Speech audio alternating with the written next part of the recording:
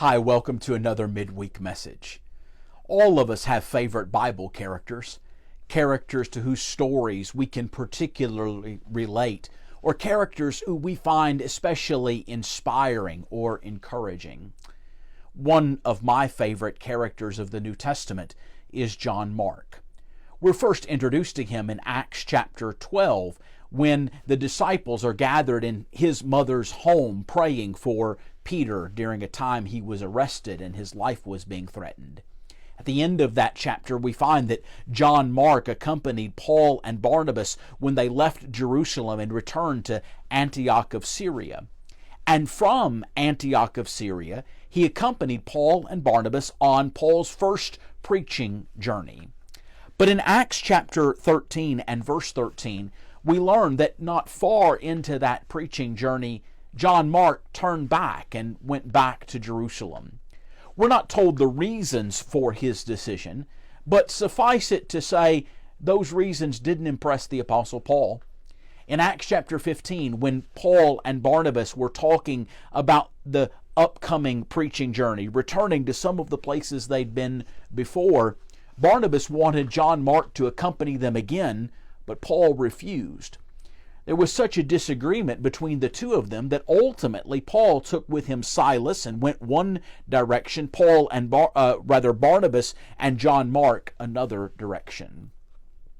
We get a little bit of insight into the relationship of Barnabas and John Mark when Paul wrote concerning John Mark in Colossians chapter 4. He told the Colossians that they needed to receive or welcome John Mark. And he indicates in that passage that John Mark was a cousin, a relative to Barnabas. We also get further insight into John Mark's character and his spiritual growth when Paul wrote of him in 2 Timothy chapter 4. Nearing the end of his life, Paul told Timothy to bring Mark with Timothy because he was useful to Paul for service. John Mark is not one of the major characters of the New Testament. He's not John the Baptist or Paul or Peter or even Barnabas. But he is an interesting character from whom I think we can learn some important lessons. Number one, we learn from John Mark that starting is no guarantee of finishing. There's no question in my mind that John Mark had the very best of intentions, that he was very zealous and enthusiastic about joining Paul and Barnabas on that first preaching journey, but he lacked the stick-to-itiveness, the fortitude to stay with that commitment, and instead he turned back. We need to beware of the same danger in our spiritual lives. It's not enough just to obey the gospel to initially become a Christian, but we need, in the words of Jesus, to be faithful even to the point of death, that we might receive the crown of life. Starting is not the same as finishing.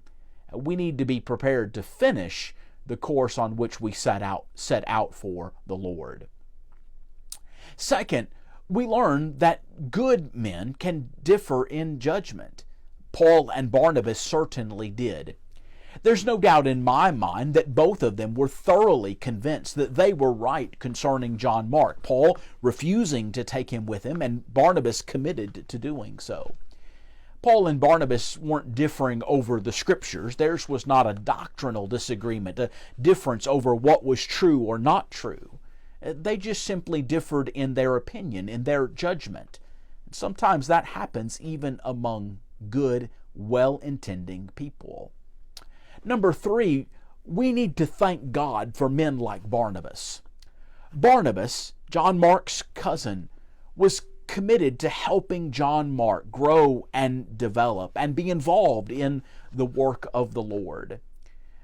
Who among us has not had a spiritual mentor, someone who has looked out for us, who has helped us even when maybe we really weren't worth their effort?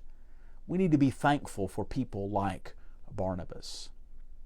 Number four, we learn that people can grow and change spiritually.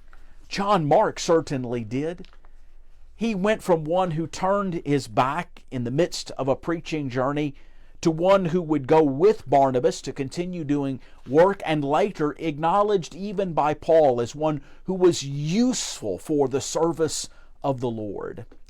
People can grow and change. There's opportunity for us to repent of our past mistakes, to renew and recommit ourselves to the work of the Lord, and to do better. We need to be committed to that process.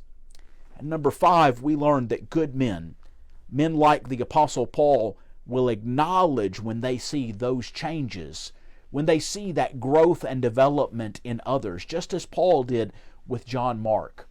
They'll acknowledge it and encourage it.